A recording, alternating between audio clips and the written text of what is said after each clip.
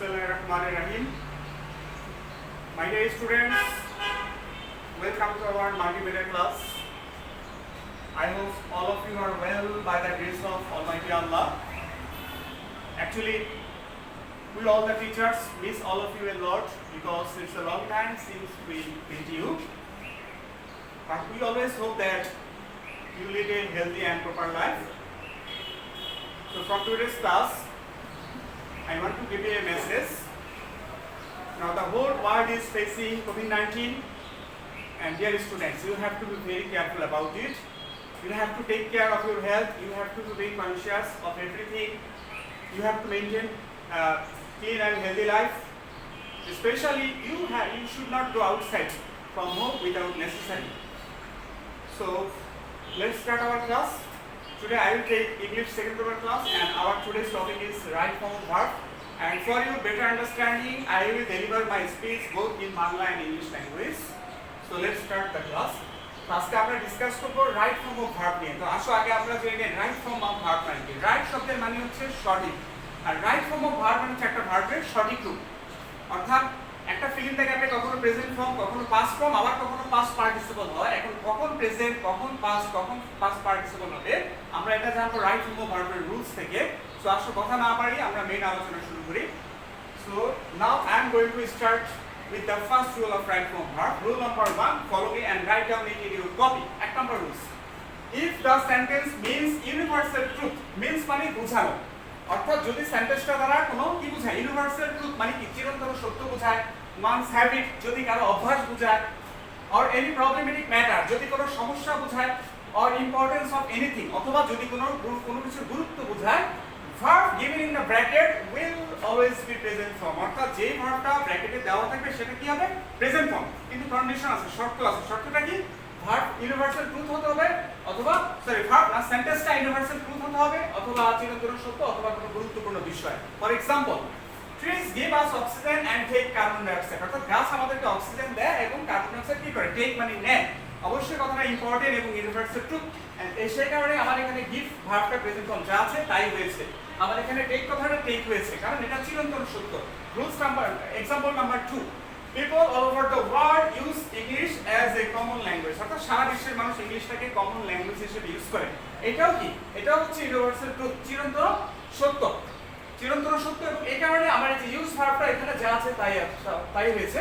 Next example, the sun sets in the west. অর্থাৎ সূর্য পশ্চিম দিকে অস্ত যায় এবং এটাও ইউনিভার্সাল ট্রুথ। এই কারণে সেট প্রেজেন্ট ফর্মটা যা আছে তাই হয়েছে। মানে এখানে সাবজেক্ট সিঙ্গুলার ওয়ার্ড এর এস হয়েছে, সেটা হলো রুলস। এখন আসলে 3 নাম্বার রুলসে চলে আসি আমরা। Now come to the rule number second. if subject is third person singular number, অর্থাৎ যদি subject third person singular number হয়। এখন থার্ড পারসন সিঙ্গুলার কারা, এটাকে যদি আমি যদি বাংলা কি চান না, তারপরে একটু কবিতার ভাষায় বলি, আমি তুমি ছাড়া হবে আছে যারা থার্ড পারসন সিঙ্গুলার তারা। সেটাকে আমি ইংলিশে কি বলবো, if the subject is third person singular, অর্থাৎ আমাকে তোমাকে বাদ দিয়ে যত প্রকার সিঙ্গুলার আছে সেটা করিম, রহিম, ইট, হি, শি এভরিথিং বোঝাতে পারে। অর্থাৎ সাবজেক্ট যদি থার্ড পারসন সিঙ্গুলার নাম্বার হয় তাহলে কি হবে, s or yes will be used। অর্থাৎ s yes যুক্ত হবে কার সাথে, with the verb। কার সাথে, ভার্বের সাথে। আবার কি বলছে, এখন আসো third person singular means, third person singular বলতে কি বোঝায় ভালো করে ব্রেইনে নিয়ে নাও। থার্ড পারসন সিঙ্গুলার বলতে কি বোঝায়, সেটা হতে পারে ইট, হি, শি অথবা এনি পারসনস নেম, কোনো ব্যক্তির নাম, যেমন আই এম দি সাবজেক্ট হচ্ছে না, আমিও থার্ড পারসন সিঙ্গুলার। সো যে কোনো ব্যক্তির নাম, অর এনি প্লেসেস নেম, কোনো স্থানের নাম, ঢাকা, চিটাগাং, কুমিল্লা, উত্তরা, এভরিথিং যে কোনো স্থানের নাম। এনি ম্যাটেরিয়ালস নেম, যে কোনো বস্তুর নাম। সাপোজ আমার হাতে মার্কারটা দেখতে পাচ্ছ, এটা একটা থার্ড পারসন সিঙ্গুলার। সো এই রুলস থেকে আমি তোমাদেরকে এই মেসেজটা দিতে চাচ্ছি, যদি subject third person singular number হয়, if the subject is third person singular number, you must use s yes with the verb। ভার্বের সাথে কি ইউজ করতে হবে, s বা yes, otherwise তুমি এখানে মার্কস পাবে না। এক্সাম্পল, আসলে একটা এক্সাম্পল ফলো করি। an honest man always speaks the truth। অর্থাৎ একজন সৎ লোক কি করে, সত্য কথা বলে। এখন এখানে an honest man কয়জন, একজন এবং সেটা আমিও না, তুমিও না, অন্য কেউ, থার্ড পারসন। এই কারণে এখানে স্পিক না হয়ে কি হয়েছে, স্পিক্স হয়েছে। কিন্তু যদি এখানে প্লুরাল বোঝায় তাহলে কিন্তু s yes হবে না। 2 নম্বরে, ম্যান পলিউটস এনভায়রনমেন্ট, মানুষ কি করে, পরিবেশটাকে দূষিত করে। কারণ ম্যান বলতে একটা জাতি, সিঙ্গুলার, এজন্য এখানে পলিউট না হয় কি হয়েছে, পলিউটস।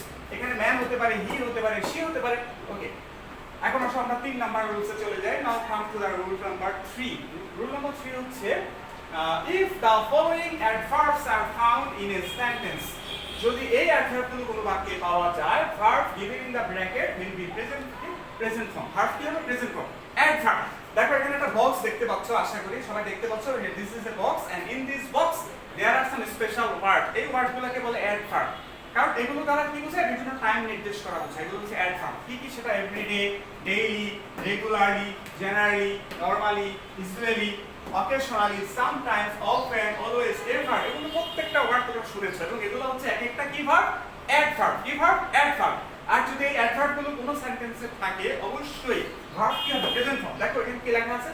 they go they are every day with us। দেখো এখানে every day টা আন্ডারলাইন করা, this is underline and this is adverb. আর এই অ্যাডভার্ব থাকা মানে ভার্ব কি হবে? Present form. they do not come here daily, তারা এখানে ডেইলি আসে না। ডেইলিটা হচ্ছে অ্যাডভার্ব। আর ডেইলি থাকা মানে কি? দেখো এখানে do not কিন্তু প্রেজেন্ট টেন্স। আবার দেখো they often miss their classes, often হচ্ছে অ্যাডভার্ব। আর এই অ্যাডভার্ব থাকার কারণে আমি কিন্তু মিসটাকে নিচে লিখেছি। আমি আবারও বলছি, everyday, daily, regularly, generally, normally, usually, occasionally, sometimes, এই অ্যাডভার্বগুলো থাকা মানে তুমি একেবারে চোখ বন্ধ করে keeping your eyes close, the verb will be present form. Okay, thank you so much. এখন আমরা পরের রুলসে চলে যাই, রুলস নাম্বার 4।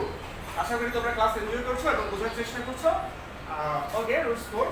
এই ক্লাসগুলো তোমাদের মেসেঞ্জারে চলে যাবে। যদি if you have any problem you can ask the question through the messenger. Okay, rules number 4, to make present indefinite tense into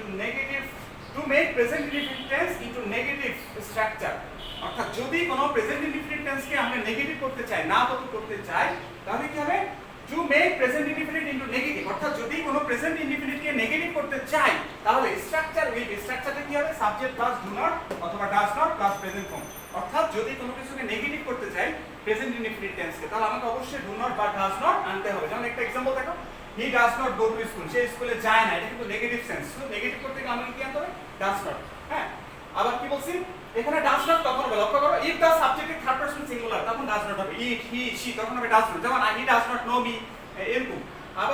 আবার কি বলছে? They do not go to school, তারা স্কুলে যায় না। এখানে সাবজেক্ট কি? যদি ফার্স্ট পারসন হয়, সেকেন্ড পারসন হয়, থার্ড পারসন হয় তাহলে হবে ডু নট। যেমন I do not, we do not, you do not, they do not. অর্থাৎ যদি ফার্স্ট পারসন সেকেন্ড পারসন হয় তাহলে ডু নট, আর থার্ড পারসন হলে ডাজ নট।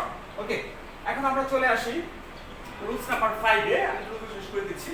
আচ্ছা, rules number 5, when any work is done by other, যখন কোনো কাজ অন্যের দ্বারা, কার দ্বারা? অন্যের দ্বারা করা হবে, তখন এটার একটা স্ট্রাকচার আছে। এটা হচ্ছে প্যাসিভ ভয়েসের রুলস। স্ট্রাকচার হচ্ছে subject, am, is, are, verb 3। Subject, am, is, are, verb 3। একটু লক্ষ্য করো, এখানে লেখা আছে a truthful man is believed, অর্থাৎ একটা সত্যবাদীকে বিশ্বাস করা হয়। বিলিভ মানে কি? বিশ্বাস করা। এখন কে বিশ্বাস করে? এখানে কিন্তু বলা হয়েছে a truthful man। Truthful man কিন্তু ট্রুথফুল ম্যানকে বিলিভ করে না, তাকে কারো না কারো দ্বারা বিলিভ করা হয়। অর্থাৎ এই বিলিভ মানে বিশ্বাস করা। আর এই ভার্বের কাজটা কিন্তু সাবজেক্ট সরাসরি করছে না। মাই ডিয়ার স্টুডেন্টস, এই ভার্বের কাজটা সরাসরি সাবজেক্ট করছে না, কাজটা কারো দ্বারা করানো হচ্ছে। এই জন্য আমাকে কি আনতে হবে? am, is, are। এই যে দেখো আমি ইজ এনেছি, আর ভার্ব 3 মানে কি? Past participle. এর জন্য আমি একটু বিলিভটাকে কি দিয়েছি? বিলিভ দিয়েছি। পরেরটা দেখো, a liar is not believed, অর্থাৎ একটা লায়ারকে বিলিভ করা হয় না। নেগেটিভ হলে আমি নট আনবো। পরেরটা দেখো, education is compared to light, অর্থাৎ শিক্ষাকে কার সাথে কম্পেয়ার করা হয়? আলোর সাথে। এখন কম্পেয়ার মানে তুলনা করা। এখানে কিন্তু বলে নাই কে তুলনা করেছে, কোনো ব্যক্তি করেছে, কে না করেছে, সেটা মিনিং করা হয়নি। এটা ইনডিরেক্টলি বলা হয়েছে যে প্লিজ কম্পেয়ার। রুলস নাম্বার 6, হ্যাঁ, if the following subjects are found in the sentence, SES will not be used। অর্থাৎ যদি, অর্থাৎ SES will be used, sorry, if the following subjects are found in the sentence, SES will be used। অর্থাৎ এই যে বক্সের ভিতরে যতগুলো subject দেখতে পাচ্ছ, যদি এই ধরনের সাবজেক্ট থাকে তাহলে আমাকে ব্র্যাকেটের ভার্বের সাথে কি যুক্ত করতে হবে?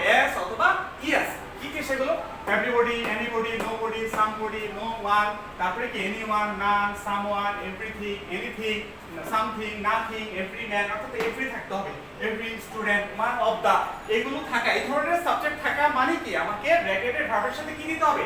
s দিতে হবে। যেমন একটা एग्जांपल দেখো, everybody believes a truthful man। এখন দেখো এভরি কথাটা আছে, কিন্তু এভরিবডি হতে পারে, এভরিওয়ান হতে পারে, এভরি কথাটা থাকলেই হলো। তাহলে ভার্বের সাথে কি আসবে? s। আমি চেষ্টা করছি সহজ করে পড়াও, তারপরে যদি কোনো কোশ্চেন থাকে তোমরা মেসেঞ্জারে জিজ্ঞেস করবা। one of the students knows about it। এখন তোমাদের ধারণা এখানে তো স্টুডেন্ট, ও মাই গড, এটা প্লুরাল, তাহলে আমি এখানে s কেন দেব? রাইট, এরকম একটা কোশ্চেন আসতে পারে না? কিন্তু না, আমি আগে কিন্তু বলেছি one of the কথাটা থাকতে হবে। one of the থাকলে কি হবে? এই one of the কথাটা থাকা মানে ভার্বের সাথে কি যুক্ত করতে হবে? s থাকবে, s যুক্ত হবে। রাইট, এখন চলে আসো rules number 7, if the following subjects are found in the sentence, SES will not be used। এমন কিছু সাবজেক্ট আছে এদেরকে দেখলে আমি SES কে অ্যাভয়েড করব। অ্যাভয়েড মানে এড়িয়ে চলবো, SES হবে না।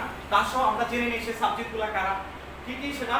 আই, উই, ইউ, দে, অথবা প্লুরাল থিংস। কি থিংস? প্লুরাল, অনেক অনেক কিছু বোঝায়। তারপরে মেন, এখানে কিন্তু এম ই, এ না E, M E N, men, women, দেখো এখানে ই আছে কিন্তু, নট এ। আবার পিপল, পিপল কিন্তু প্লুরাল। তোমরা পিপলের পরে কেন এস যুক্ত করে বুঝি না, পিপল কিন্তু প্লুরাল ওয়ার্ড, সো পিপলের পরে কখনো এস হবে না, আজ থেকে এটা মনে রাখবা। তারপরে কি? A large number of different types of, various types of, many kinds of, all sorts of, most of the, majority of, এগুলো থাকা মানে কি এসএস হবে? নো, এসএস হবে না, SS will not be used, use হবে না। আজকে থেকে বলে যাও যদি ভুল করে থাকো, এগুলো আর যেন না হয়। ওকে, ডান। দেখো এক্সাম্পলটা দেখো, various types of people. Various types of বলতে কিন্তু অনেক বুঝে, আমি কিন্তু এখানে লিভ দিয়েছি, কোনো এসএস দেইনি, ঠিক আছে? আমার কথার সাথে কাছে মিল আছে, আগে বলেছি এগুলো থাকলে এসএস হবে না। দ্য এডুকেটেড ওমেন, এখানে কিন্তু কি আছে? ওমেন, প্লুরাল, সো এখানে আমি কি দিয়েছি? প্লে। সো ওকে, আমরা তিনটা রুলস দিয়ে ক্লাস শেষ করব। 8 9 10 8 নাম্বার রুলস দেখো, if the sentence means any work running at present, অর্থাৎ যদি কোনো কাজ বর্তমানে কি থাকে? রানিং। এই যে আমি তোমাদের ক্লাসটা দিচ্ছি, এটা কিন্তু এখন রানিং আছে, চলমান আছে। চলমান থাকার এই স্ট্রাকচারটা কি দেখো? সাবজেক্ট এম ইজ আর, ভার্বের সাথে আইএনজি। এম ইজ আর ভার্বের সাথে, এটা হচ্ছে প্রেজেন্ট ইনডিফিনিট, প্রেজেন্ট কন্টিনিউয়াস টেন্সের rule. Subject am is are I N G. এখানে একটা কথা আছে, যদি সেটা প্যাসিভ ফর্মে চলে যায় তাহলে হবে M being, is being, are being. আচ্ছা, একটা এক্সাম্পল দিই তাহলে তোমরা জিনিসটা ক্লিয়ার হবে। এক্সাম্পলটা আসলে আমরা ফলো করি। আমি এখানে কি লিখেছি লক্ষ্য করো, দেখো একটু এক্সাম্পলটা ফলো করো। আমি এখানে লিখছি now I am doing the work, আমি এখন কাজটা করছি, এটা কিন্তু অ্যাক্টিভ ভয়েস, তো এখানে এম ইজ আর আইএনজি। আবার যদি এটা প্যাসিভে বলি তখন বলবো now the work is being done. একটু পার্থক্য আছে না? যখন আমি বলেছি কোনো কিছু কন্টিনিউয়াস টেন্সের প্রেজেন্ট কন্টিনিউয়াস মানে হচ্ছে am is are I N G, am is are I N G. দেখো এখানে এম ইজ আর আছে, আইএনজি আছে। কিন্তু যদি সেটা প্যাসিভ ভয়েসে চলে যায়, প্যাসিভ ফর্ম, তখন বলবো am being, is being, are being, আর সাথে ফার্স্ট পার্টিসিপল। আমি তোমাদেরকে দুটো রুলস একত্রে শেখালাম কম্পেয়ারের জন্য।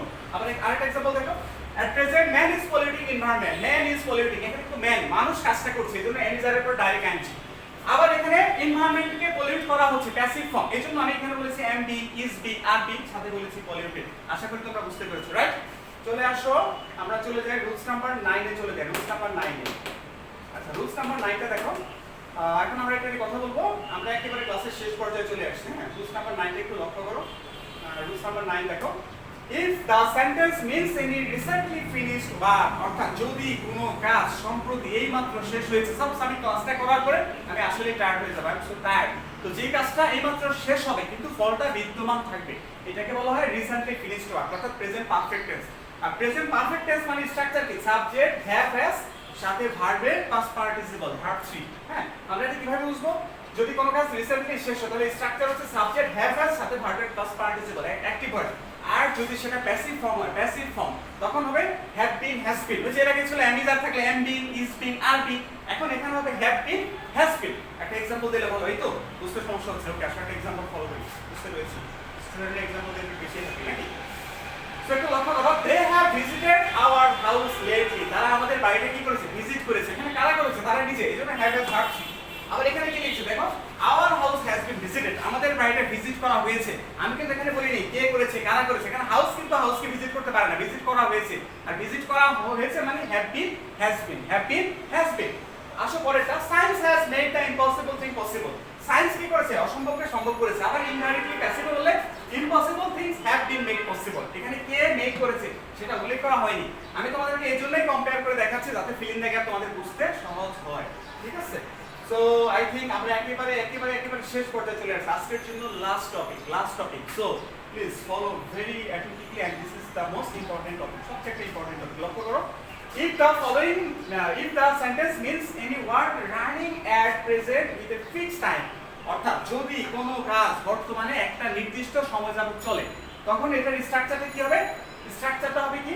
এই যে লেখা আছে দেখো, এই যে সাবজেক্ট প্লাস হ্যাভ বিন অথবা হ্যাজ বিন প্লাস ভার্বের সাথে আইএনজি, সাথে থাকবে সিন্স, ফর, ফ্রম, এই টাইপের কথাগুলো থাকবে। আমি আরেকটু ক্লিয়ার করে দিই, দেখো কি লেখা আছে দেখো, ব্র্যাকেটে কিছু ওয়ার্ড লক্ষ্য করো, দেখো কিছু ওয়ার্ড আছে।